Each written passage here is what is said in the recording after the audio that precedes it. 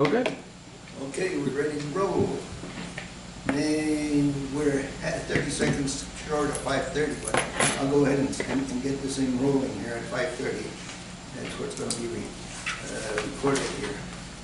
And for the benefit of in the meeting and the record, let it reflect that we have some new faces here that perhaps we haven't met before at a regular meeting, amongst which is our two liaisons. We tried to have a meeting with a full meeting, but couldn't have it, was not recorded. And we had our City Public Works Director, Jesus Ottawa, here last time. And today we have a new face, Mr. Louis Pollock, Council Liaison. I think we just introduced some of our newer members to the other members.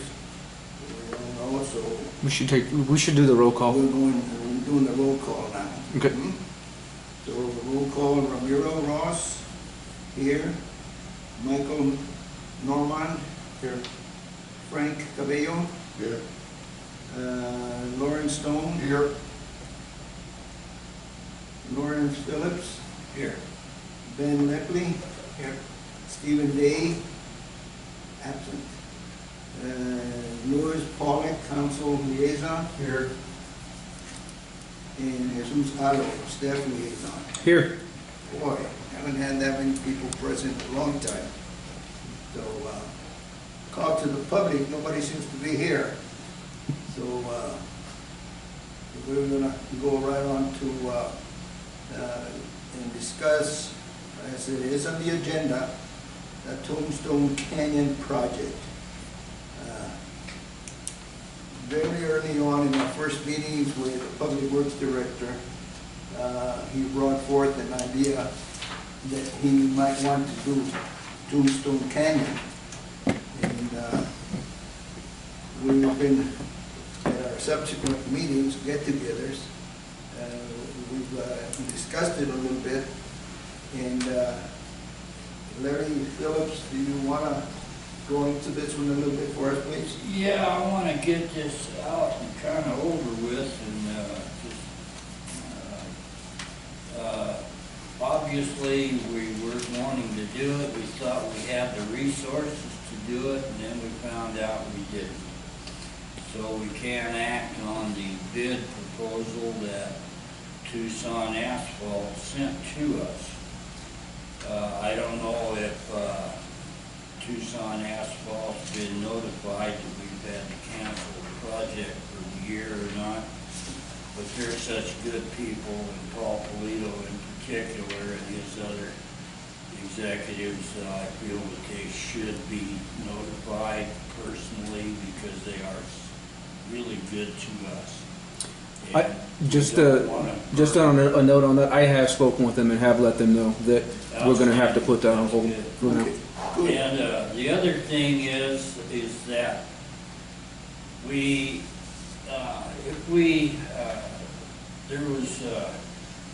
there's a lot of pre-work needs to be done on Tombstone Canyon before we take the bid. We need to get with a representative from whoever gets the contract. Hopefully it will be Tucson Asphalt, and go over it, do a survey, and make sure we can get the results we want. If we can't, then we've got to look at another alternative, and by your statements, Jesus, that you would be in favor of mill and overlay.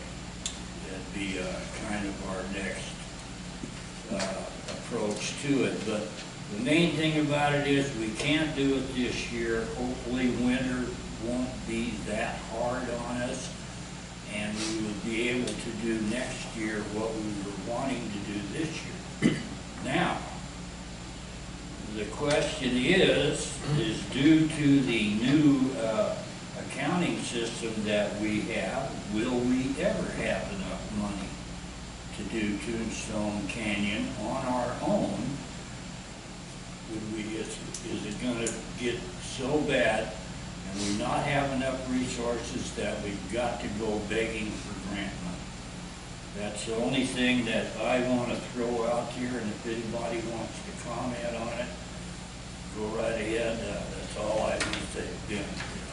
So my comment in regards to that is I would suggest doing the small areas that are already heavily graded in-house, like that little Naco Highway portion in front of Louise Noodle and maybe some other places, and get those really difficult and already rough areas under control, and then leave the good straight portions for doing all at once. Well, there's one thing, we have talked about that, and there is one thing, is that if we use Tucson asphalt or any contractor for that much, and they do it in portions, not all in 1 year, you have varying, what's the word? Setup costs? Yeah, well, not that. It's a warranty,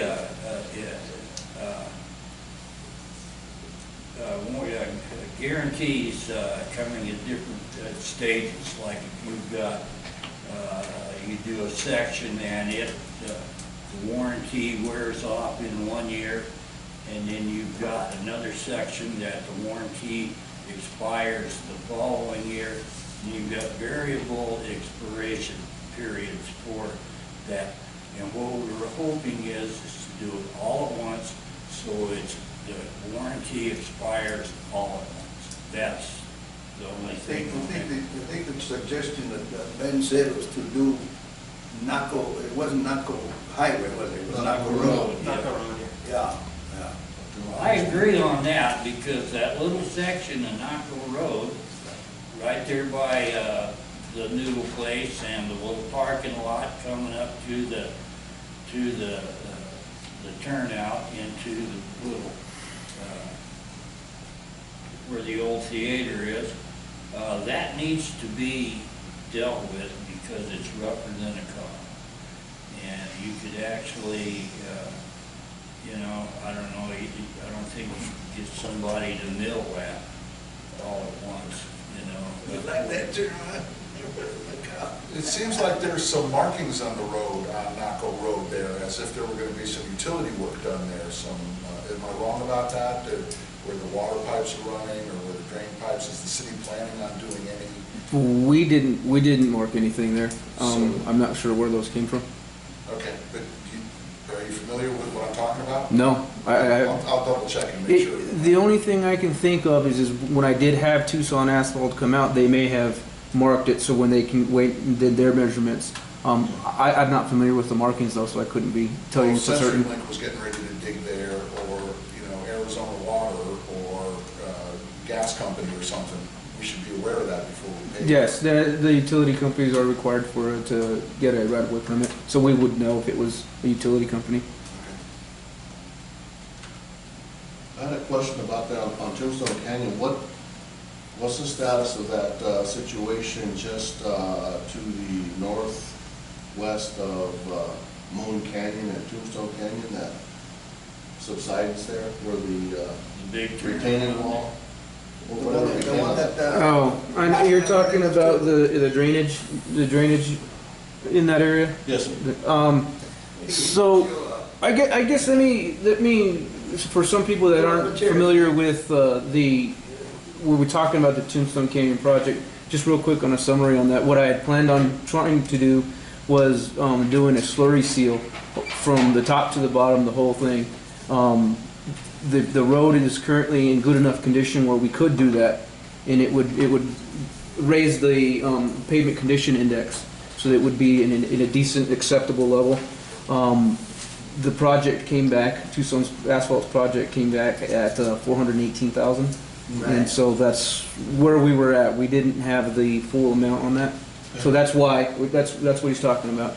To answer your question with the, in the drainage ditch, we do have an engineer, it's called the WLB Group, and they are engineering a fix for that. Okay. There's, if you look just to the south of that, there's a bridge, I think it's Star Avenue. There had been a repair on that wall, and so I know they're trying to go back and look to find who did that project, Oh, okay. and so that they could reverse engineer that and maybe do something very similar. So we do have an engineer on board working on that right now. And there's been no report, so to speak, as to structurally the integrity of that area? I haven't seen one. I'll get with them and see if they have that completed Okay, and yet. I ask that because we've got a pump line and a return line in that same section. Mhm. That initially they thought, well, maybe there's a leak there, and when we didn't find anything, they were like, well, we better check some other things. I was curious if we needed to maybe do some preliminary work, or maybe let my engineers know there may be something that takes place there that affects us. That's why I was asking. Definitely, and I met with Southwest Gas in that area there because they have a pipeline that's They're on the attached wall, onto yeah. the wall, so they were curious as to what Okay. was doing, and I let them know that I needed to get with our engineer and find out where they're at with that. Okay, thank you. So then actually there is a thought that there is a subsidence there, or is the engineer gonna tell us yes or no? The engineer is going to tell us yes or no, and the wall itself doesn't look like it's displaced at all. There's some concrete that's fallen off, and so I think we'll defer to the engineer when he comes back. But the wall itself doesn't look like it's displaced at all. Yeah, because with Frank Cabello's comment, that he hasn't found anything wrong with what I looked at it, I didn't see anything that indicated a vertical displacement any place that would interfere with all those pipes. Otherwise, there would have been, I think, would have been a call out that says, hey, we got repairs to do on the pipes. Right. And then, for as long as the subject of the subsidence has been on the table, nothing like that has happened. Right. And I don't know who brought it up, and alerted us. Ben? I think it was Dwayne, because he lives right in front of it. Yeah. And I What's looked that? at the retaining wall, and I did see some cracking, and it was obvious that the handrail was showing displacement that had been pulled in. And so the handrail was a clue that the wall underneath it had changed, and then the handrail had to change angle to kind of bend with it and broke off in a bunch of places. So I saw clues to movement. But then when I looked at the pipe, I'm not a pipe engineer, I'm not a pipe welder, but it looked fine. But then again, what are the risks? The risks are something like what happened in Santa Barbara, where you had a couple houses blown off their foundations, and that was in the news all over the place. So, because that's a huge pipe. So, I would say, the gas company should really have a say, or at least know what's going on. So, ask the gas company, and then we have, of course, the engineers coming to take a look at it. Yeah. So, I mean, Do if you they have an approximate date, what they're gonna look at, and when, and how long? They're already under contract, so they have been looking at it. I've met them out there 2 times, and they're engineering something right now. I mean, if they sign off on it as being fine, then that's what it is. Yeah, we could go with that, but they haven't done that. Okay. But then that would clear us of any Yes. liability.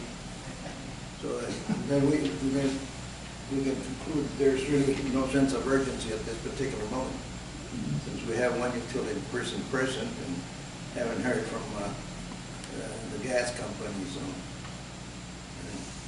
waiting for the engineer's results. Okay. Any other comments on Tombstone Canyon? Well, just on what I just heard, it seems that maybe this inability to do what we were going to do next month might work out in the long run if we've got all this other stuff that we didn't, that's coming to light now. Mhm. So just maybe we might have fallen into it and come out, you know, better off than we did when we went in. That just, you know, because I'd hate for us to really scrimp and save and struggle to get the project done, and the results come out good, and then we have to rip it all up.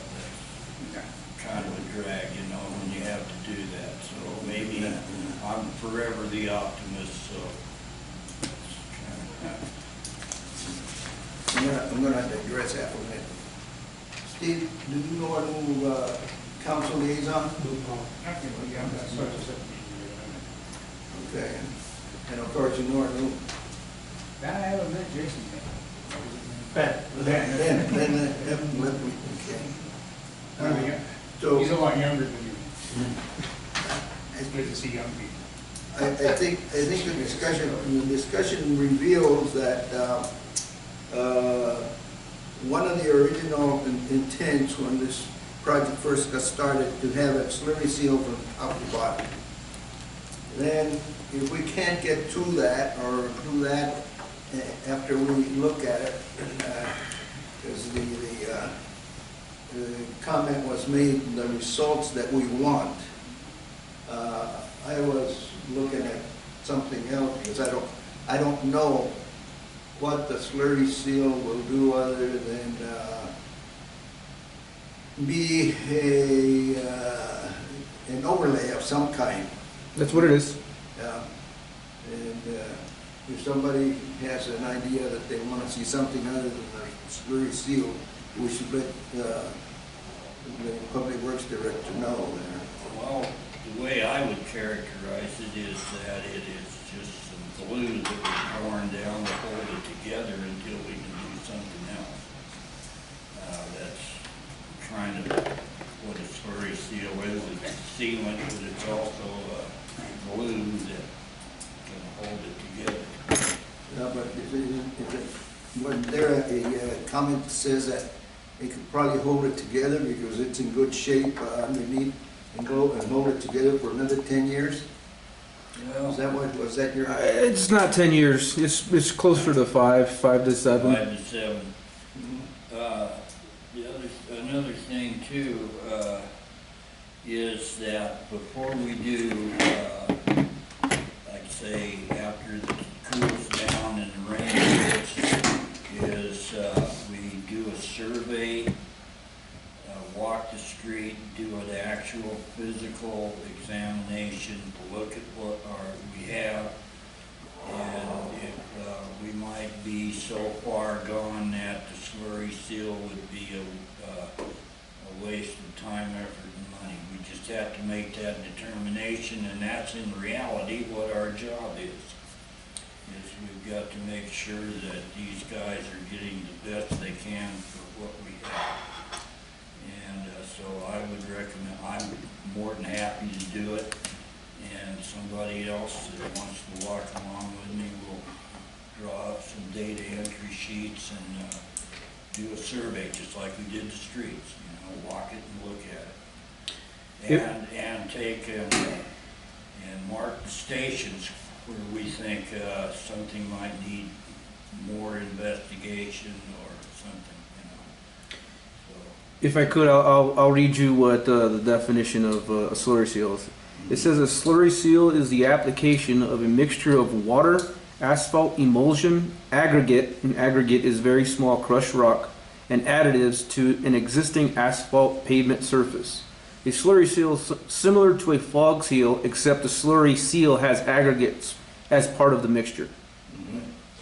but it's not chip seal, No, it's not a chip seal. which is similar.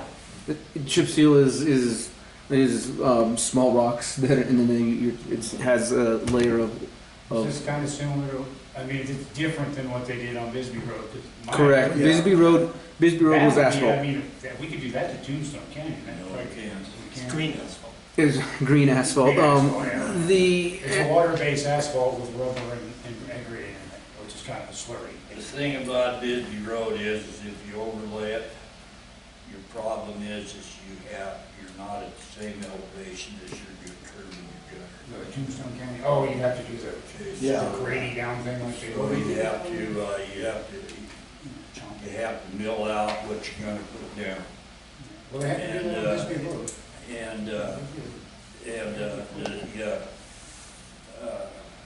Got me confused here, is that, to me, in my experience, anything 1/4 inch and above is a chip seal. Under 1/4 inch down to your manufactured aggregate sand would be a slurry seal. That would just be, if I had to distinguish between the two, that's what I'd say. It is. It doesn't say, give you actual size on your definition there, does it? I'm sorry, what was the question?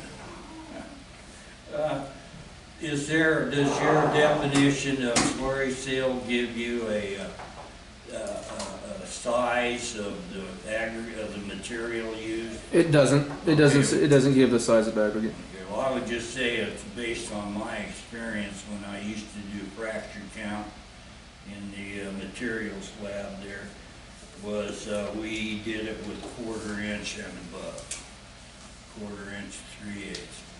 And anything under 1/4 inch, to my definition, would be considered as aggregate for a slurry seal. From the Canyon project? How's that? Oh, I'd say we're maybe getting into too much detail on the material and get back to whatever the topics are on the agenda. Yeah, perhaps, but let me explain something. We don't have the luxury of getting a work session together. Mhm. In the last work sessions that we have, quorums are very seldom there. So it's a matter of what you're hearing from us is what the work sessions consist of. Right? So we're sort of hoping to bring the rest of the committee into something, and maybe we can arrange, with the help of Lorena, and says we want to have a work session so that we can get into this kind of detail with as many people on the committee as possible, without going into the sins of the open meeting law. Yeah, I guess my concern was we're kind of going into a lot of detail that, it's this discussion on the Tombstone Canyon project, but it If seems you like, got someplace else to go or something to do, why don't you go do it? just, no offense, I'm just trying to keep us focused. We are, Okay, trust me, all right, we are focused, buddy. all right. See, the other thing was, on this, project right here, I'll pass it around so everybody can see it. You can see the dollar amount, and that's the amount that was given to, our, Public Works Director for the slurry seal. You can pass it that way and then back this way. There's a $417,000 project, and we heard the fact that there is no money to do it this year. So, that being the case, And that's from like the top all the way down to the yeah, that was the scope. That's correct. Yeah. Question. Go ahead. Is, aside from Naco Road, is one end worse than the other, just generally speaking? In reference to your comment, Larry, about the different warranty phases, if you break it up, it's a total pain, and it's also less efficient money-wise, right? If we start at one end on our own, and then when we go to do a larger stretch, it would still be one big piece. Is there one stretch that is worse than the other that we should jump on and then leave a bigger portion later for an outside contractor? Well, we can to make that determination then, we have to, if that's, you have to do based on our history, we have to do what we can do, when we can do it. And that's the reality that we've been handed over the years. There are some sections that are a little worse off than the other areas. If we did something, as Ben suggested, we don't have the ability to put down slurry seals, so we'd end up having to do a asphalt overlay. That, you know, obviously asphalt is more expensive than slurry seal. If we're using our own staff, so that's kind of reduces our overhead cost because we're going to pay our staff anyway. So we could do that. That would also include having to raise manholes and other types of other utilities that are actually in the street. So it's a little bit more, and we could do that. I think Naco Road, yeah, that might be, the only section on Tombstone Canyon that would either think maybe doing separately would be just before you come off the highway, that first couple hundred yards. Naco Road, because it's, you know, it's like this, that might need a little bit more than a slurry seal. Just Yep. because of the unevenness of it, it needs to be somehow leveled or whatever. Yeah, But yeah, but there's manholes and stuff in there, and of course there's the curb to deal with, so you have to do some sort of grinding or whatever. sure. I do believe, yeah, the best way to do that, in my mind, is to do the whole shebang all at once, top to bottom. You know, 'cause you try to, yeah, for the contract. There was a comment made here that, following the fact that there's not enough money to do it, Ben, would you send that back?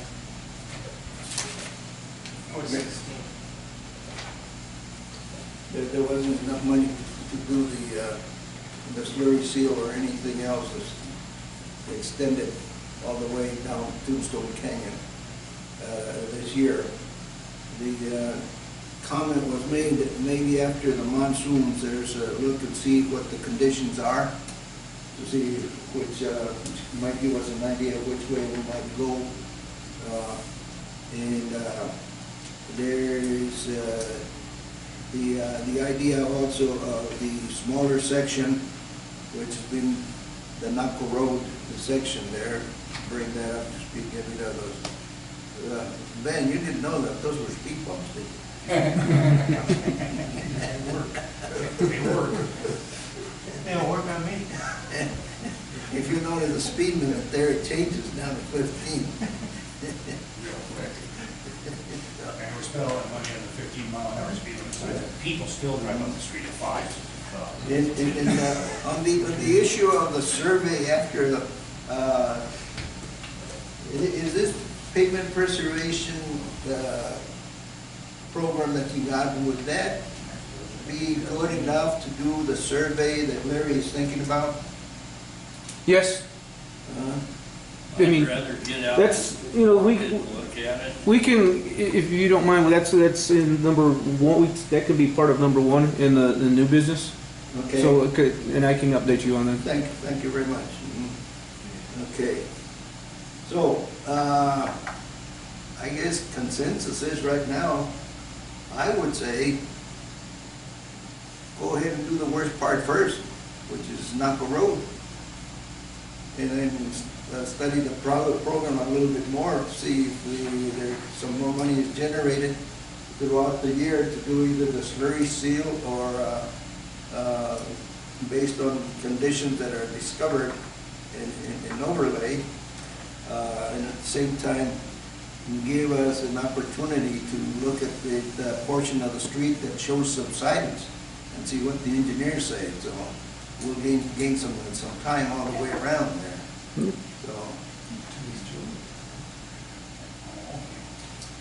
So I would say that if anybody wants to jump in here, but I'd say at your discretion when you have your crew ready to do your paving plan, go ahead and put them on that project there. I have a question. Yes, sir. On this, it says 2-inch asphalt pavement replacement, including taco.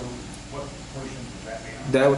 Those are portions of that Naco Road. Oh, okay. There are a few sections that they'd have to mill and overlay, so that included that. So Naco Road would be included in the Tombstone Correct. Canyon project? Correct. It went from all the way in the north where ADOT right of way and city right of way, where ADOT goes to West city. Boulevard? Yep. So it goes from there all the way through Sunoco Road, where again we intersect with ADOT's right of way. All the way up to junction of US 80.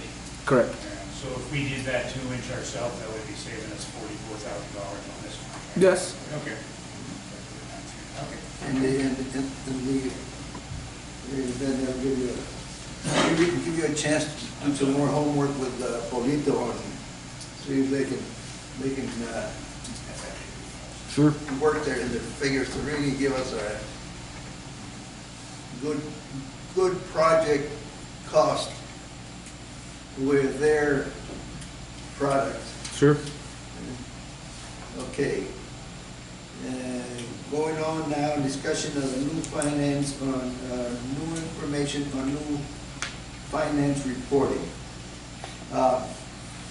Everybody has seen this right here. Okay? And we noticed that we were told, some of us members here, and that's the other reason why the subject is on the agenda, that some of the members are not aware that we don't have as much money as we thought we had. Example, this one here was the 27th of, it says 27th of June. I don't know where I got the other one for July. You got one for July?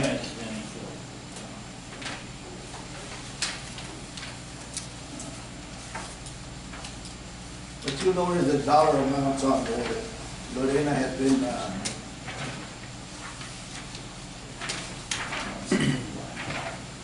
Yeah, here's the new one, 7-Eleven.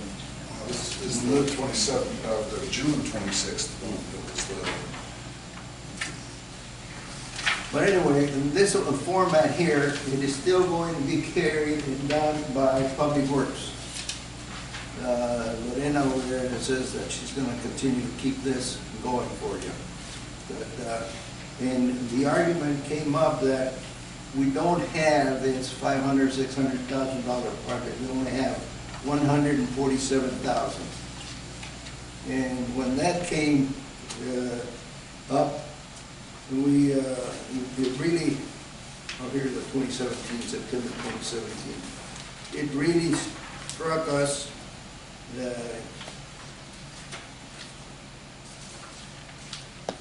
quite hard, from the point of view that says, wait a minute, what happened to the rest of the money? And we've had some discussions with the finance officer, we've had some discussions with the mayor, and come to find out that they said, well, did everybody get an explanation of that one page? No? This one here you want? You go first? Yeah. Pass that around, please.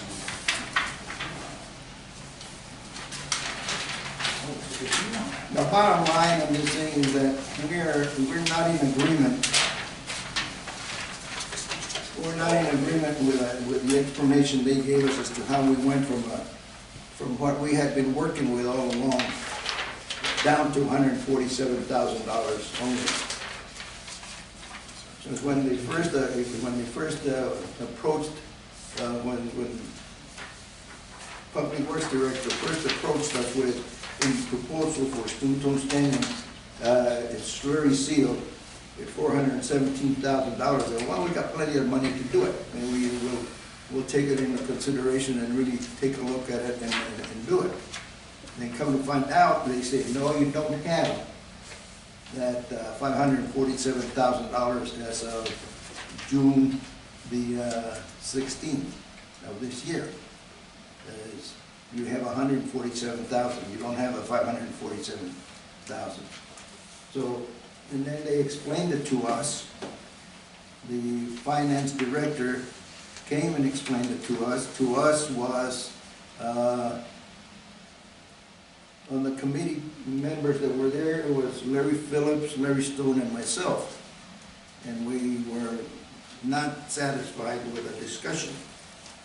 And I said, we'll look into it closer, and it says, Well, in order for you to understand what it is that we're going to be doing, we're going to be giving you a new month-by-month reading as to what the expenses are.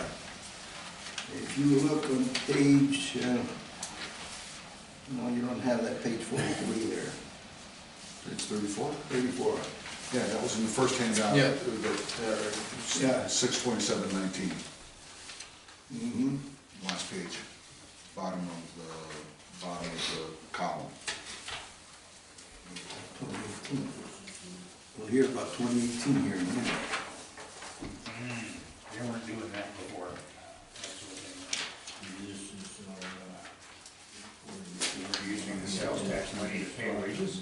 from Lorraine. See, we had always heard, and if somebody had a different idea, please bring it up and let us know, but we had heard from the previous public works director that the wages and all other expenses were being taken out of the HERF money, which is streets money also. But this year came around and the decree was, no such thing. We're charging everything that we possibly can that belongs to streets. Wages, insurance, and whatever you want. And that's the explanation they came up with, and we said, no, we're not satisfied. We're gonna look into it a little bit closer. Because that's not what was told to us when we first started. Well, yeah, that's it. So where did this report come from? It has the narrative, the explanation. That's produced by our finance director. Okay. So, I mean, it looks to me like they kind of retroactively Yes. charged the street paving, which is kind of the special fund. From my understanding, it's not a retroactive. The report that Lorena gives you all Mhm. does not include, it from the very beginning, never included any overhead costs. Okay, It only deducted for material costs. okay, From the very beginning, uh-huh, finance is always tracked, you have to pay the overhead costs. You have to Right. pay labor, you have to pay for okay, those types of equipment and Yeah. materials that staff needs to have mhm, to pave. mhm. So it's just the fact that Lorena's report never included any of the overhead costs. So was there a If we're misunderstanding or Yes. a disagreement on the policy issue of, it sounds like what Yes. Stephen was saying was that maybe originally when this started a few years ago, people were told that the salaries would be paid out of HERF and the materials would be paid out of the special tax fund. So it's just a question. I mean, because it sounds like there's a, The question is fair because we had that understanding that The city budgeted money to pay for their employees from a different budget. That money wasn't included, be taken out of this money in their budgets. This year they decided to take the money for the cost of the employees out of this, our money, but have they reduced that amount of money out of the general budget? Because we're paying the employees who, like, I've run into that with some projects the counties have done. It's my understanding that they have always been using the overhead. It's always been that way. It's not something that happened this year. It's always been that way. They said the two reports are a little bit different because, and it was your understanding, because maybe you've never seen the report that's given to us from the finance director. You were only seeing the report that Lorena generated. Yeah. So it's not something new, it's something that's always been done. What you asked about the general fund, and I couldn't answer that. Yeah. We'd have to No. go to the finance department for review. The one thing that made it a little bit difficult to really comprehend what had really happened and why they're making this change and making it known to us now is the fact that all of a sudden we see a change in the whole regime. And we have a new public works director, we have an interim city manager, and Now we have a new liaison, so that what's happening, is they take the opportunity now to do a little, a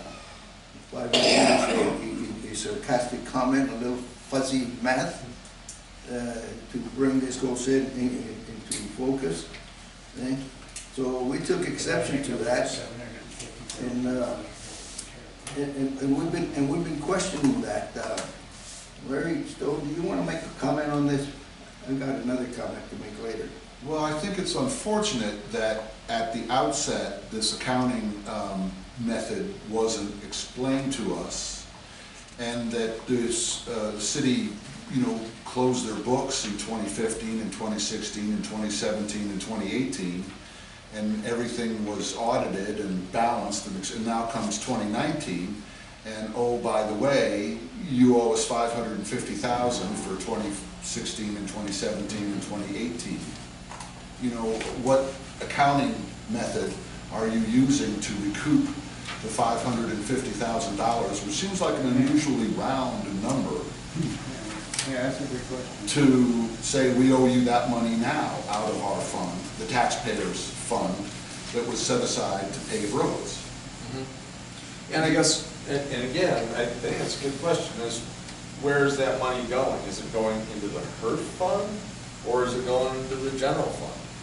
Because if it's going into the general fund, then yeah, that's. I mean, what I think they're doing is, we've never charged you for all the wages we paid out with our budget of expenditures over the past 5 years for these employees. We really should have paid for it. Right. Now we want to start charging you for it.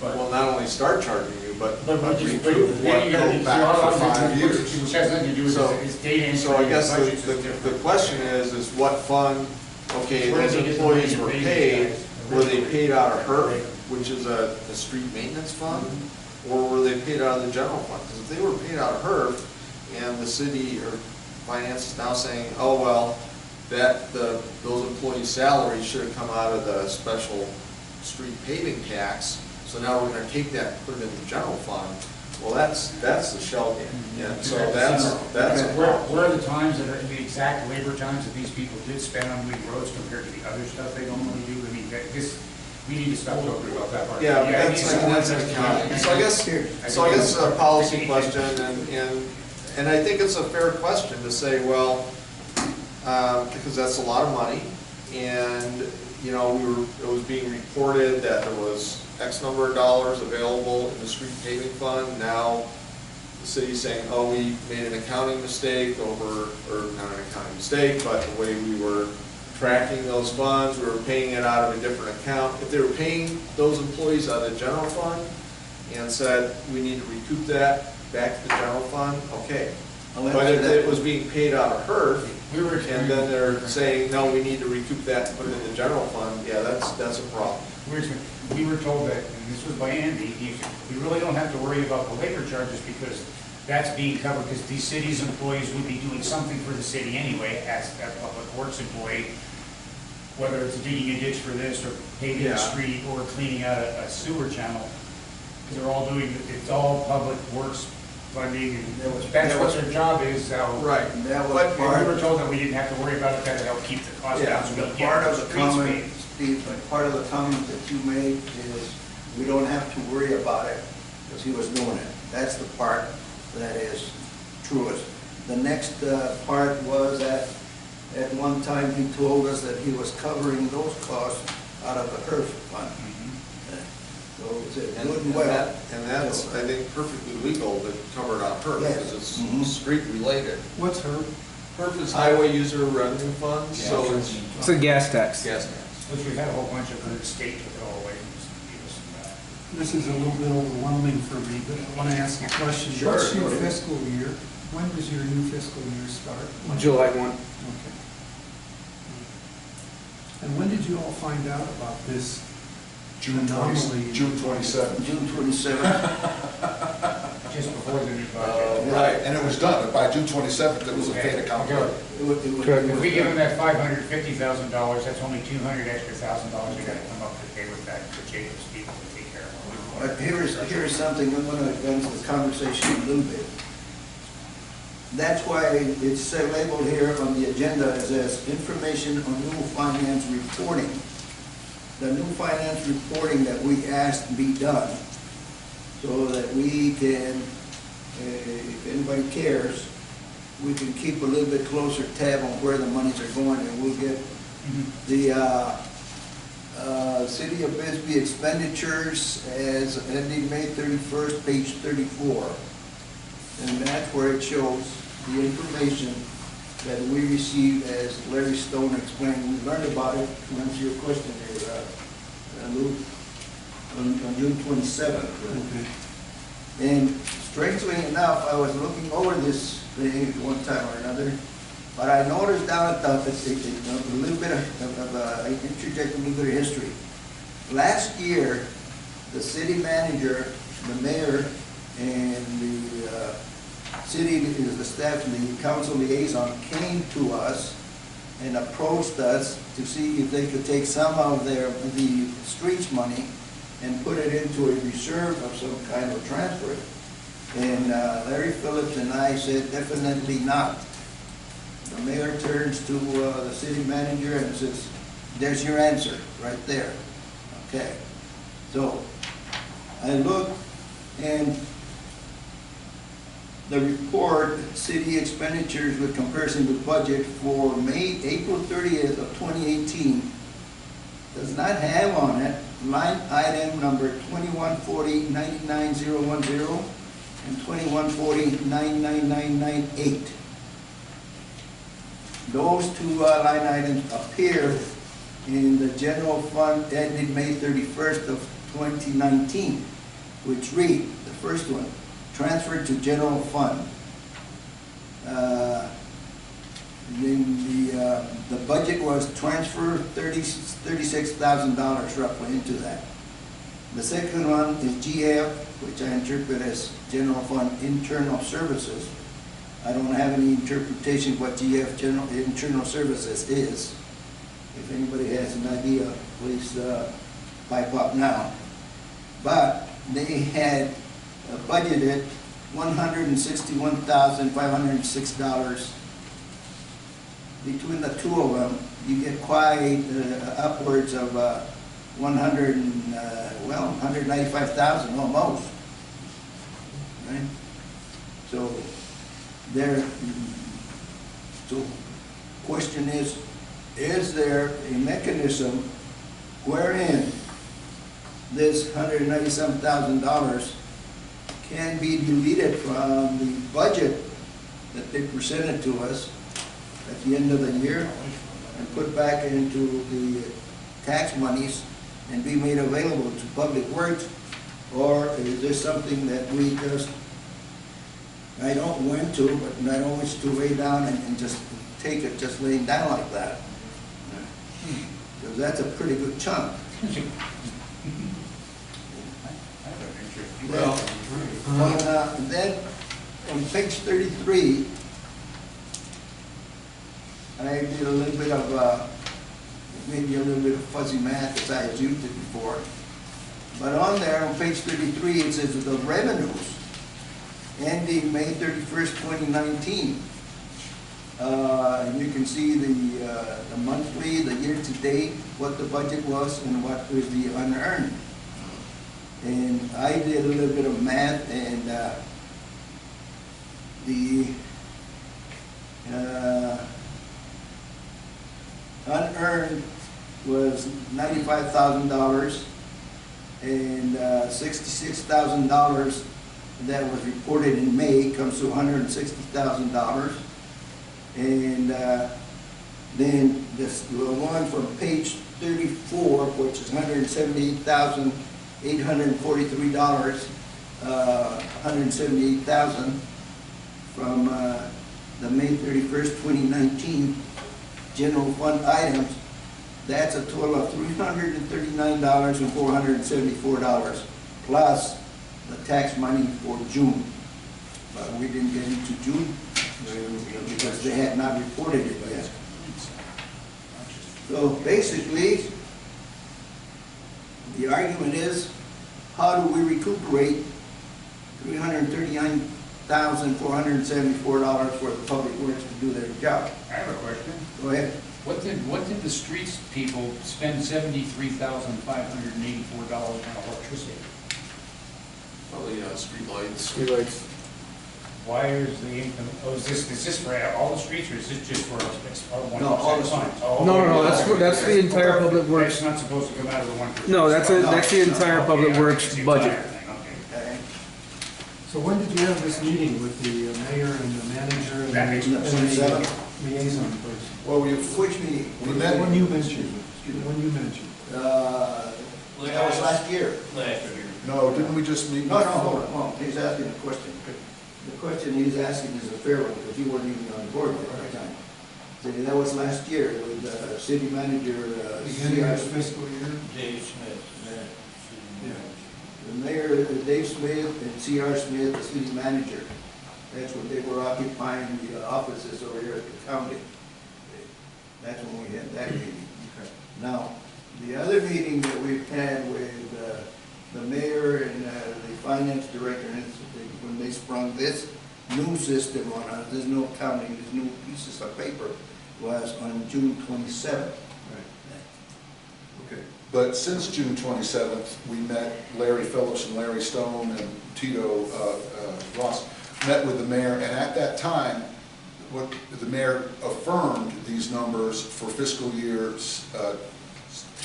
2017 that we closed in minus $29,000, and fiscal year 18 closed at minus $3,000. And then 2 days after that meeting, we got this other paperwork that said the number really for fiscal year 2017 was not minus 29,000, but minus 47,000, and for fiscal year 18 was not minus 3,000, but minus 59,000. So I don't know who made those adjustments, and I don't know why the adjustments were made. Okay, the mayor stood by the original find out. number. Yes, as recently as July 14th, when was that meeting that we had with the mayor? I don't have a calendar in front of me. I don't know. Let's see. And then after we had that meeting with the mayor, we got these numbers Okay. saying that there's been an adjustment. Who was this liaison person? John Hanson. Okay. July 11th. July 11th was when we most Yeah. lately met with the mayor. And at that time, we also met with the finance director, Carrie. Terry. Mhm. Carrie. And the mayor says we need to do accounting correctly in accordance. Now, the point was brought up, here that the audit says the audit was correct. Does anybody know how the auditors work? As opposed to what an inspector general would do? Well, an audit looks at your processes, they sample invoices or financial documents to see if they're being processed in accordance with your written policies and procedures. Just make sure. May I translate and say, they look at all the Ts are crossed and all the Is are dotted? Yeah. And if one column says all the T's are correct and all the I's are correct, and the next column says all the T's are correct and all the I's are correct, that's it? Do they ever look at where the problem might lie, if there is one? Yeah, Yeah, absolutely, absolutely. If they find a discrepancy Yeah. within their process, yeah, absolutely, they will dig into it and find out where there's a discrepancy. If you were to go back to the auditor that audited the city documents in fiscal year 2017 and said, look, the number that you justified was 29,000, but the number we're now presented with is 47,000, the auditors would then say, well, we cannot explain how they got the 47,000 because the 29,000 made the books balance and the $47,000 would put you out of balance, and likewise. Yeah, I guess the question I have is one of the official roles of the committee to provide oversight for the tax revenues that are supposed to be used for street paving. If so, I think it'd be appropriate to ask the finance director to come to our next meeting and explain how this worked, because it sounds like there were two sets of, I don't wanna say two sets of books, No, it but wasn't. Lorena was giving us a report, that this committee was relying on to understand, how much money we had to do the projects and how that matched up with the schedule. But maybe finance was generating another report that this committee never saw.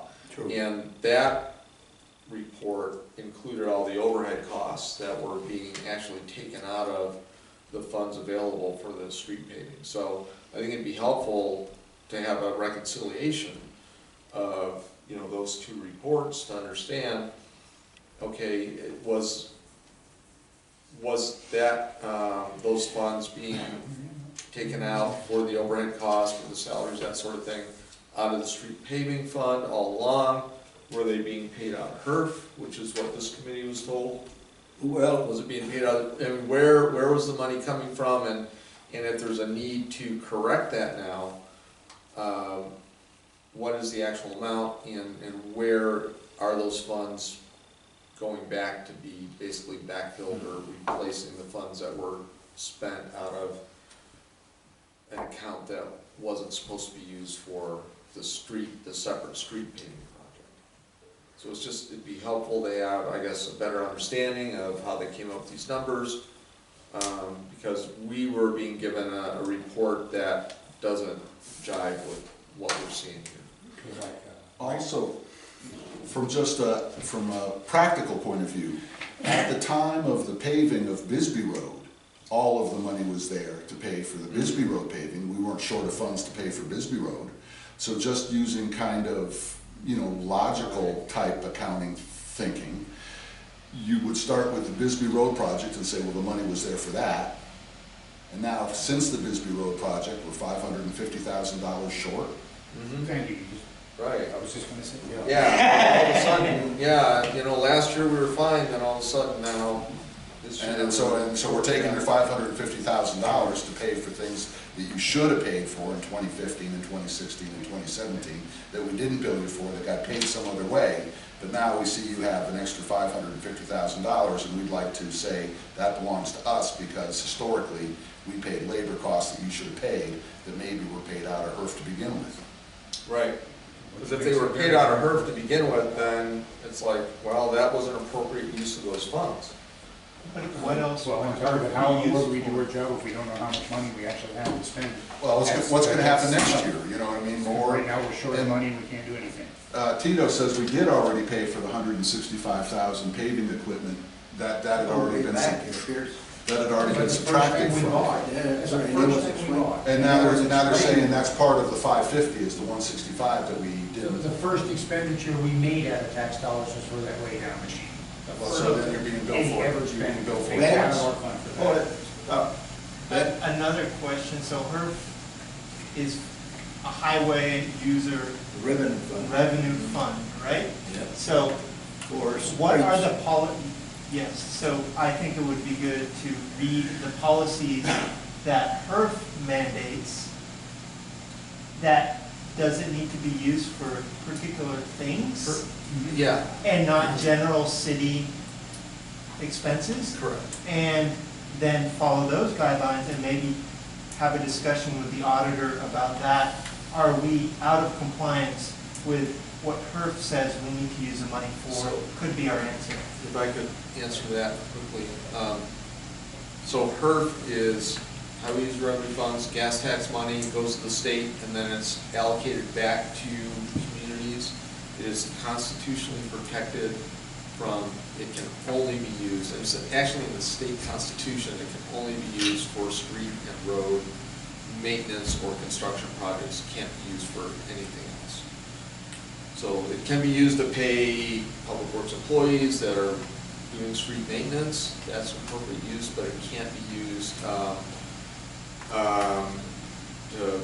for park maintenance, or it can't even be used for public transportation. It can only be used for street projects. So that indicates to me, I'm not an attorney, but Street that price. indicates to me that how we were doing it before under Andy was correct, potentially. Yeah. And or it could be used for buying asphalt in bulk, or repairing equipment for paving, or purchasing equipment for paving as well. Actually, the PERF funds, we have more leeway with PERF funds than we do with actually the sales tax funds. Because with Yeah. PERF funds, you can also do things, well, that retaining wall, you know, because it's connected to the road, or that stairway or whatever, we It's like can a big use PERF curve. funds for that, but you can't use, all you can use the sales tax for is paving and drainage directly related to paving, Right. nothing else. No That's- streetlights, no That's curbs, that's no not sidewalks, no handrails. That's Yeah. not true. It's streets and infrastructure. When this was approved by the voters, it was for streets and infrastructure. Sidewalk, a stairway is a public conveyance. Therefore, it qualifies for her money. Well, I'm sorry, go for her money, but not the one who's at sales Yes, tax. it does, Sales tax because is it's street paving. infrastructure. That's the way it was put on the ballot. I'll Okay? have to relook it, because we've. Did you live in Bisbee Yeah, at that I time? actually voted for it. Okay, then you read it and it says streets and When infrastructure. we first started this, we were told that we could only use it No, for you- paving. When we first started it, I was here. I know. We're getting into an argument, I We're think. getting The only into an thing- argument, yeah. I think the one thing that is We couldn't use it for to handrails. be accepted as We could use it. factual for us in the For the committee. street only. No, it's in. May I continue? The one thing that I think is factual for us, the committee, that we were told that all the other expenses for the streets, the employees that were working on the streets and everything else, were being handled, and some of that money was coming from the HERF fund. Okay, so, when you look at the budget, you will notice that the accounting does not take into consideration any delineation between HERF and tax money. It's all put together. So, at this moment, I would like to hear some kind of comment as to where do we go from here.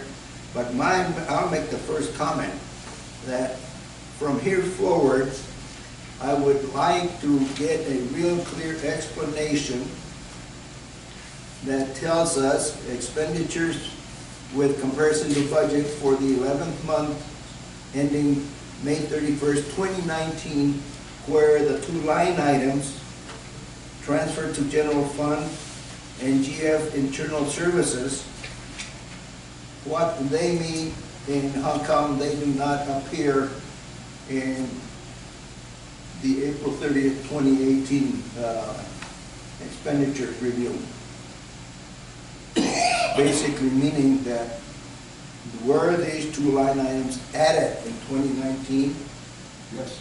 In which case we were not advised. So, anything else? Well, Yeah, I think, go ahead. what's important is that the accounting needs to be aligned with what was approved by the voters in the ballot for We gotta see it. doing this Again, refresh myself. project. So, because this is a sunset, right? The Yes. sales tax is good. The last election is going to be made on February 28th, 2023. So if City of Bisbee wanted to go back to the citizens and say, yeah, that tax is now expired, we want to do another tax or renew it to do these projects, the voters will say, well, what'd you do with the money that, you know, you got 10 years ago? And you're gonna have to show what got done and how it was spent, and that's what. So that's why it's important to have some kind of a documentation of what got done and how much it costs. I can address that when we get to new business number 1. We actually got people that get the tax, that was. I'll address that. Okay, all right. Okay.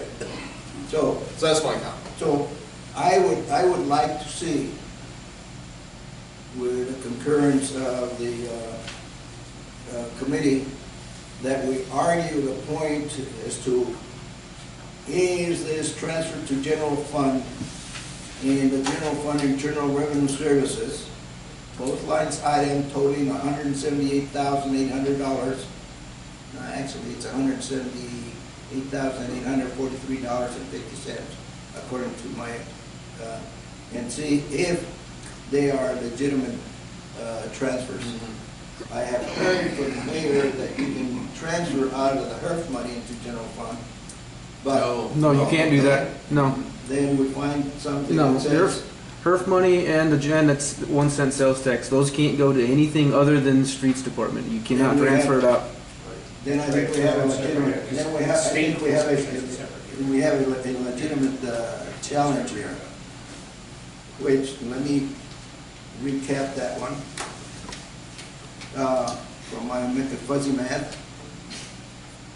From the May 31st, page 33, unearned money says taxes is HERF, and unearned money would mean to me, from what I read, that money has not been spent or No. hasn't been spent.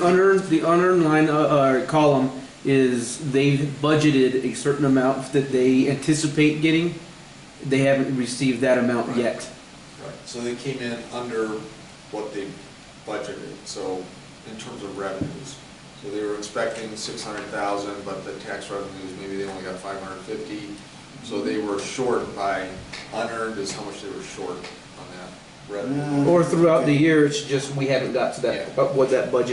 what we have budgeted for or anticipated.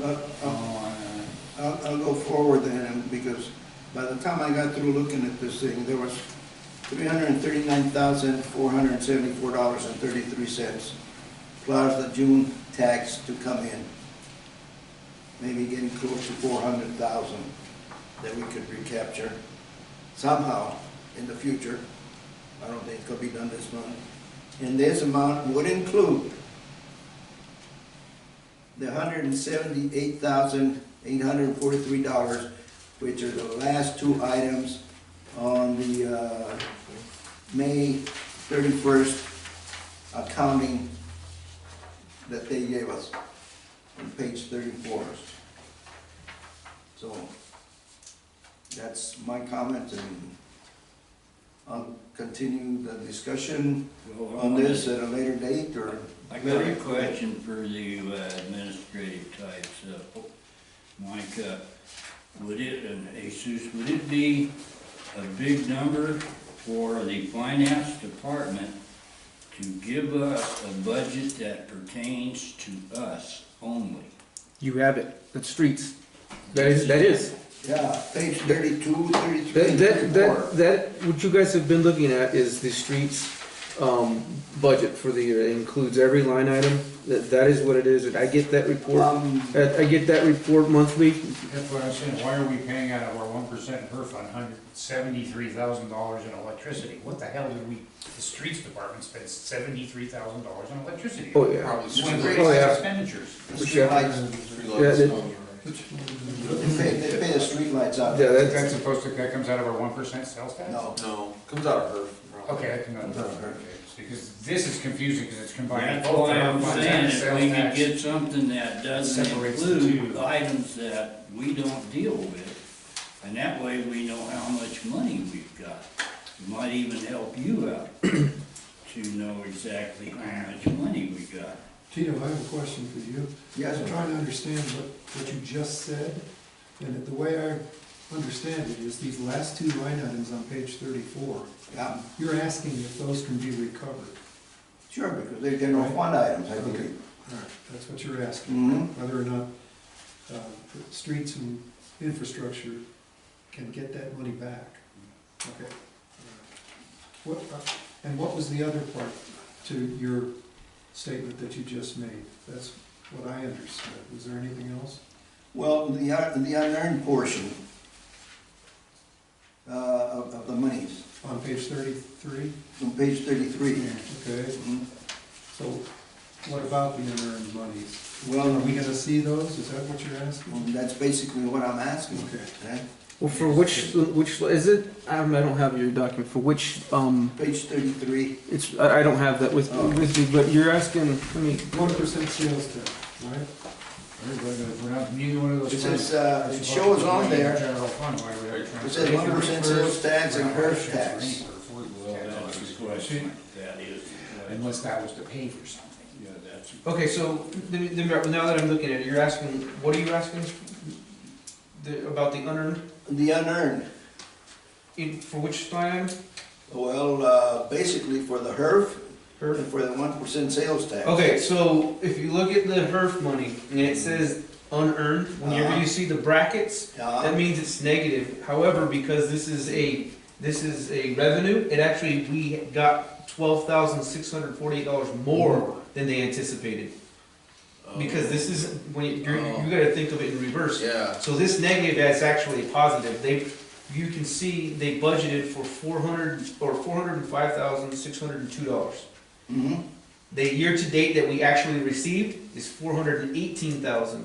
So the $12,600 some odd dollars, we got more than they anticipated. Oh, that's The 1% sales tax. The 1% sales tax, That's opposite. and this is at the end of May, so we still had June to go. right, because So we it probably- lags a little bit. Sure. Yeah. The 1% sales tax, the unearned, that 81,855, that is that's just the difference between what they anticipated to get, which is the budget amount, Mhm. and the year-to-date was what they actually got. So 81,000 is probably, you still have June, so you're still gonna get the money. I don't remember exactly the exact numbers, or average numbers, 50. around 50 to 60. Yeah. There was some that were, so we probably were gonna get pretty close. Yeah, we This did it isn't for money the street that, tax. this isn't money that was taken away, it's just money that hasn't come in yet because they anticipated it. The real- We get that money throughout the year, monthly. Yeah. So we're probably gonna come in even. It's gonna be pretty close. Yeah, because we got 12,000 extra here, then we got 10,000 extra for street cut fees. So Yeah, that's, the that's 12 almost $22,000, and if we add about 40,000 for sales tax, or 50 off the. Yeah, there's- and those are- 31 minus, so we're maybe only 11 or 12,000 dollars short. Off the 1 cent sales tax, yeah, we're probably somewhere around there. But again, you gotta realize that that's not money, that's just money they anticipated to come in.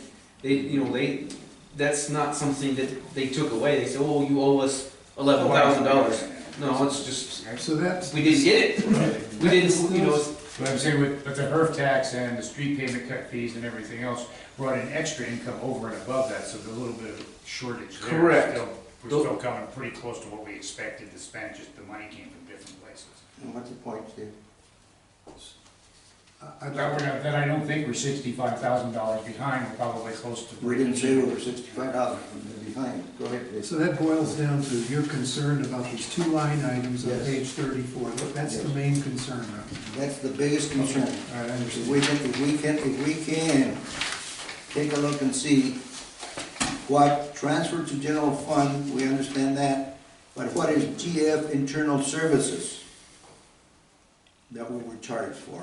Okay. we can, Well, that's it. we can, we'll research and get with our finance director. Between those two line items, goodness gracious, you got 178,000 almost in there, $179,000. And to move on to the next one, I think this page 34 is the one that you're gonna be seeing every month from now on, along with Lorena's, if we will allow more. Yeah, she can continue to do it, that's fine. Good. But that's what you're gonna be seeing, see? And if nothing else, I'll move on. Streets paving summary. I don't need to go into this one too deep, but I think you had told us that, you're gonna start doing the terraces. Correct, we're gonna start the terraces. We anticipate starting there probably the mid to late next month. When you say the terraces, you mean like 27th Terrace and? Correct. 27th Terrace was Wait. just repainted 2 years ago. Well, I don't mean, Well, that one in particular. I'd have to tell you, I don't have the list in front of me, but that's in that area. Last time we met, you said you were interested in looking at the purchase of an objective, a street measuring device that you could put on a car and it would record the video as well as the. Oh, that is a, That is a tool to measure the pavement condition index. It doesn't really measure, the surface area of a road. It's a tool to measure pavement condition index. I can address that again when we get to new business item number 1. Okay. Distribution of special sessions meeting schedule. Everybody should have gotten that one, when our meetings are. Yep. Because I think there was a question. And along with that comes the comment. It says, city code 4.6.3. The absence of 3 consecutive regular scheduled meetings means that a member would no longer be a member of the committee. So are we jumping down to that? Can we? Yeah, can we? Did I jump? We got the meeting schedule, and can we get to that when we get to number 2? Now, We got the meeting scheduled, so let's. now I let's have get a, on. I have a question on the schedule. It says these are special meetings? Nope, those are the regular meetings. Oh, okay, because it says here we'll hold special meetings as follows, so I. Yeah, wasn't sure if that was- They are special meetings because I don't remember exactly when. I think this committee is supposed to meet quarterly. Is it quarterly or Quarterly, it says. quarterly? But we're actually At least quarter. at least quarterly, and so I think it was asked if they could meet more often. Oh, And so okay. that's So that makes them, they're regular, but that's just it was asked if we could meet more often, and I don't have a problem with that. I'll make myself available. Historically, we have met every month Okay. unless designated at the last. So at least quarterly, so we can meet monthly. That's fine. I'll make myself available. That's a minimum. Mm-hmm. Like you say, we had several months where we had no meetings because there was nothing to talk about. And there's no reason to come here if we don't have any business. These budgets. Yeah, when we have budgets. Yeah. We know that now. Yeah, we know that now, but Right. this is the first meeting we've had, our last month's meeting was the first one that was scheduled for a while. And, again, everybody's, like Frank and Mike and sometimes Ben, they have jobs to go to, so, they can get a break if they need it. Let's go move forward here, Larry, because I think Okay. that comes into discussion in item number 2 down below. I've got a question on the calendar. It looks like 2 of these dates changed. The November 13th and December 12th, I've got in my calendar November 28th. Well, of course, 28th is in between the holidays. Okay. All right, that's all. And I think you're talking about It'll be the Thanksgiving. you're talking about the November one Yeah, too. I think there's a holiday on that Thursday, so that's why they moved it. Yeah, that's why we moved it. Thanksgiving. So to answer your question, yes. Just verifying. There you They go. all do holidays over Yeah. here. Traditionally, the last Thursday of the month is our meeting day. Okay. New business, introduce the pavement preservation management program. So the last meeting that we attempted to have, I brought with me an example of one of the that's Cartograph. That was one of the programs that I evaluated. I evaluated 2 other ones. One was iWork, and then the other one was Dude Solutions.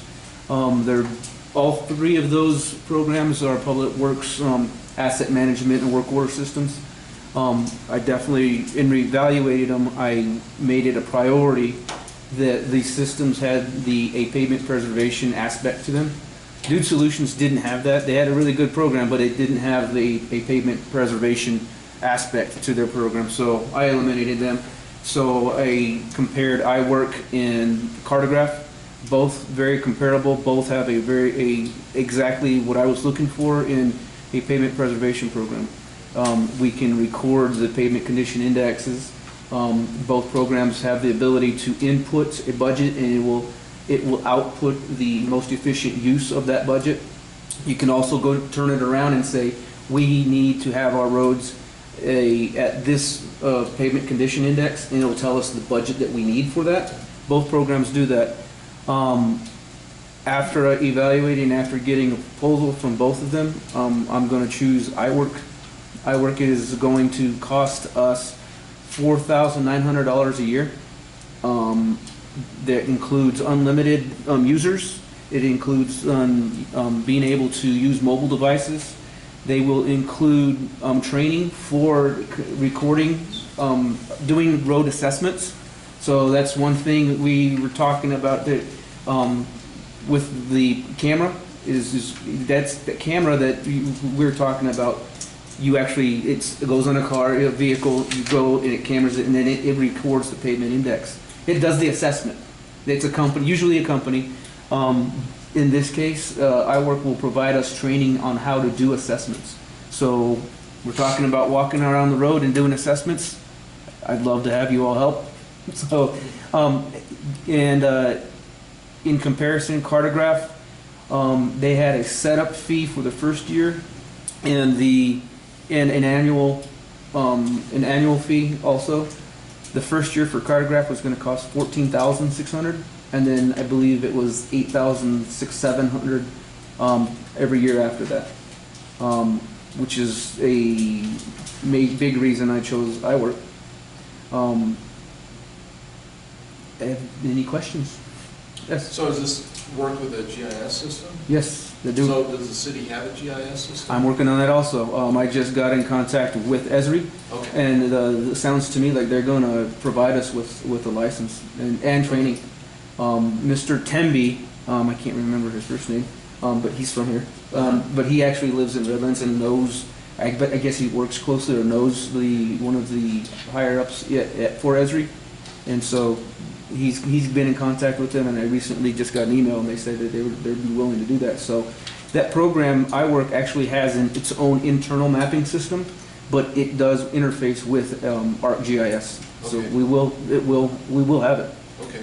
So basically the costs you're talking about are the setup fee and then the yearly license fee? iWork doesn't have a setup fee. They completely waived a setup fee. So our cost is $4,900 Okay. for so they're going to give us two modules. The first module is a work management module, so that we can do our work orders with that, and the second one is a public works module. The public works module includes the streets maintenance and the streets maintenance, the sign maintenance, and I believe there's a third one that includes in that public works. So that $4,900 we're also grandfathered in for life. They won't ever change the price on that for us. That's the first year, 4,900? That's every year. Every year. Every year. That's a yearly subscription. Includes unlimited training, and unlimited users. So the first year is 14,800. That was with Cartograph. But we're not gonna go. We're not going with Cartograph, we're going with iWork. Yes. iWork. So on the topic of GIS software, I work with Esri a bit myself, and Mark Appel, who works for county, is an expert as well. So questions, if he's willing, could probably be answered quite quickly. So having that be able to interface into a city/county, Esri, kind of ArcGIS interface is good. My question is, we already have another GIS-based software, which is SeeClickFix. I'm wondering if that's also compatible with ArcGIS. SeeClickFix is going away. Oh, really? That's why that's one of the reasons I chose iWork also, is it does everything SeeClickFix does. Okay. And I think that if I remember correctly, I did ask what we were paying for the subscription for SeeClickFix. I believe it was like $5,500, so we're actually going to pay less. Okay. I thought it was a month. No, that's Oh, a it's yearly yearly. subscription. Oh, okay. Yeah. Okay. No, so SeeClickFix is going away. We're going to go to iWork. It includes a citizens interface also. So it'll look a little different when somebody clicks on the interface to report an issue. Other than that, everything else should work the same. You should be able to go onto a map and say this is where the issue is. It'll once they hit report, it comes over. to us, and we'll be able to assign it to the appropriate department. Okay, so this is, at the end of the day, it's gonna be more powerful. Absolutely, absolutely. C-Click-Fix is their core product is a citizens interface. They do have work orders that work within that program, but it's definitely not as powerful or robust as the programs that I was looking at. Have you had experience with that program, or are there other? I have. cities that I've actually gone through their demonstration. This is now the third time that I've gone through it in evaluating programs. So the first two times actually I was not looking for a pavement preservation aspect to it so much as some other things. This time it was a high priority. So that's one I went through. So I am a little familiar. I have worked with it a little bit. I have worked with it a little bit, but we'll definitely work a lot more with it now. All right. Thank you. And you can change it or quit it when you don't like it anymore? Yes. And find something Yes. in the contract there that gives you that opportunity? Well, we could quit, but we're going to pay for a subscription for the year. So yes, we would. If at the end of the year we wanted to say we want to go to a different program, absolutely we could. But if before the end of the year, what it's. Well, we paid for the year already, so we could absolutely. But we've already. It's not a monthly subscription. We pay for the year up front, and we have it for the year. Seems like a small amount of money considering the size of the budget that we're talking about. You know, for less than $5,000, we can have some type of objective reporting on the streets. You know, that's what we're looking for. That's my goal behind this pavement preservation program. There is no aspect other than a pavement condition and the money we have, and so there's going to be some assessment to that. So that's going to be a little objective, but. And that hooks in, does that also hook into that vibration road surface device that you wanted to get? I actually hadn't been looking at purchasing a device, but that would be a completely separate program. If you got something like that, you would read it, and it would give us the pavement condition index. Then we would input it. Expand on that, would you? The vibration device? There are companies that go out and do this. They contract with them. They'll go and drive your entire road, and they do have a camera mounted to the vehicle, and it will record vibration. And it's a camera too, so they'll assess the pavement condition, whether it's alligator crack or what? the road, the vehicle as it's driving over the road. So this draws a roughness profile? Yes.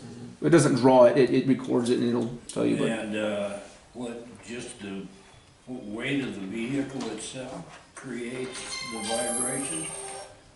Driving over the road would create the vibration. I mean, yeah, there's going to be some error because of. There are ways to, for example, the Dynaflect machine, which puts it's like a seismic recording. It puts vibration down through the pavement, through the subgrade. It comes back, and a group sensors picks up the vibrations just like a seismic test. And this has been in application for years. And it's similar to that? Yes. Okay, because it's got to be real sensitive equipment, and if it can pick up the vibrations of it. My experience with that is with that type of process is I've gone to a contractor before, and they drive the roads and then they give us back those pavement condition indexes. I personally have never used that type of equipment. I anticipated us being able to just manually go through and drive all our roads, and us with training being able to record those pavement condition indexes. Like, could we put that on a police car and tell them to go drive that neighborhood, and meanwhile they get all the street information too? I suppose you could. Yeah. I mean, efficiency. No, that puts it on. You're busy. Now, the discussion of this pavement preservation management program and the monies that you're talking about, I for one, from the committee, thank you very much for the information. But on the other hand, you could do it without our, you know. so Sure. We consider this I consider it a courteous, or courtesy to keep us informed. Absolutely, that was Thank my you. intent. Thank you very much, appreciate it, yeah. Because based on the And this actually goes back to, I think somebody else was making a comment that with the sales tax, we need to be able to show, we will be able to show. We'll say, this is what we did, It's this is our budget, this is what we were able to do. And that's another reason I really wanted to get this going fairly quickly, is because I know that this tax is gonna end, and we have to show hard data that this is what we did. Yeah, there's, according to line item listings here, there's, right on here, there's an internet, education, business, travel, education and training. Well, basically, you got it on here, someplace, one line item or another. I guess the only challenge for you now is to make sure that what was budgeted for it is on there, Yep. so that we don't come up with a comment says if it's not on the budget, you can't spend it. One of the most ridiculous comments I've ever heard about, especially when the money is there. Yeah. I guess they've never heard of budget adjustments. Were there any other questions regarding that, the program, the software, anything? Okay, so bless you on that one, and hope you get lots of luck and a lot of enjoyment out of it. Thank you. So, now we come to the discussion of the status of the three committee members, the committee members that have more than three committee members that have more than 3 unexcused absences. There's 3 committee members that have to be. 3 consecutive. Yeah. But I don't understand the status of 3 committee members. We're, We'll just forget if you're talking about me, I know that already. Let's get on with the discussion. Well, so, Steve, at one time, you came to a meeting and says, I came in with you, and we're saying, are you back with us for doing that? Yes, I'm back with you, and I'm sorry about that. My life was in a terrible turmoil at the time, and I dealt with it. And I have missed meetings since then. So my intent is to be at all meetings, and I did that so good for so long, and then that was a really, I ended up quitting my job, having to retire, go through hand surgery. I've had to go through cancer surgery, hand surgery, a whole bunch of stuff. So and then the last meeting I wanted to make it here, my tire blew out on the way here, and I had to stop and replace it at Mooney, so I didn't get to the last meeting either. But I mean, I really want to serve the public. I really enjoyed being here. I enjoy the discussions. And I'm really working hard at trying to stick to the subject. As long as we're on the subject, do any of us feel that there's gonna be a difficulty in making the meetings? No, if I could just comment. Sure. I don't know if I'm one of the committee members, but I think it's helpful to have a schedule. And I know we haven't been having meetings for quite some time. And I've expressed some concerns in the past about the notifications of the meetings weren't timely. Like, there were a couple times where I got the notification of the agenda the day of the meeting. And if I didn't read my email till the end of the day, so, we had a meeting.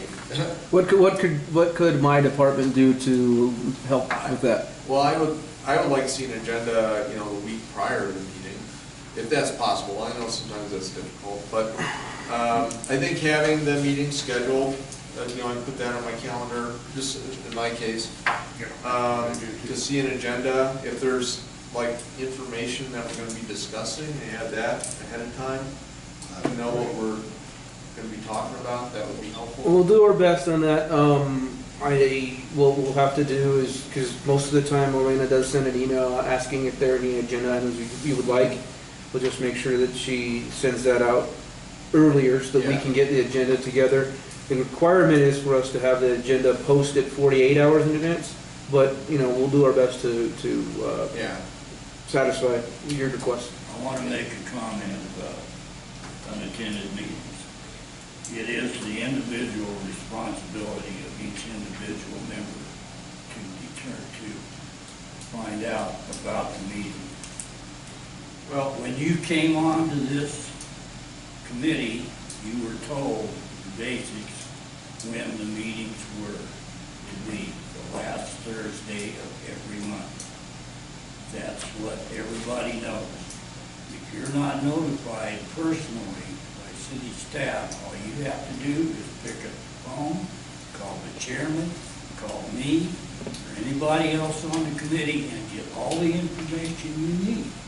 Well, And then I would have that That's all there is to it. Well, I'll just say that I've been in government service my entire career. I've been staff support to transportation commissions, I've served on transportation commissions, and So always you're provided. so busy you can't pick up the phone and call me? Well, I'm busy enough that if I don't get the information until the day of the meeting, it sends a message that it's not that important. That's just my comment. Well, okay, but again, it's your individual responsibility. If you want to serve on a committee, serve. Pick up the phone, find out about the meetings. If you can't make it, don't worry about it. I appreciate the comment, Mr. Chair.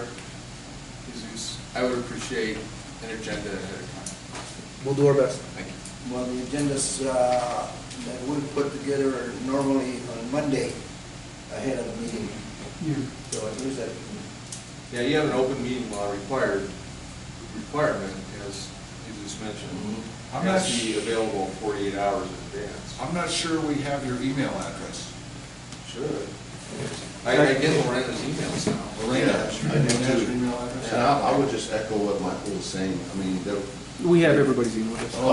a couple of meetings where, I had a couple of emergencies and, I oversee the Sierra Vista system too, so we've had some considerable problems and, my duty is to the citizens and the customers that I represent.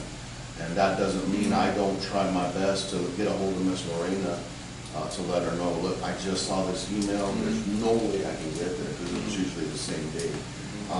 But these, the list, the agenda, all of this is so helpful, because there's been a few meetings, since I've been a part of this committee that I didn't know had been canceled. And like, okay, well, I didn't hear that, but I think the communication's been a lot better. I think I'm just echoing what Michael said.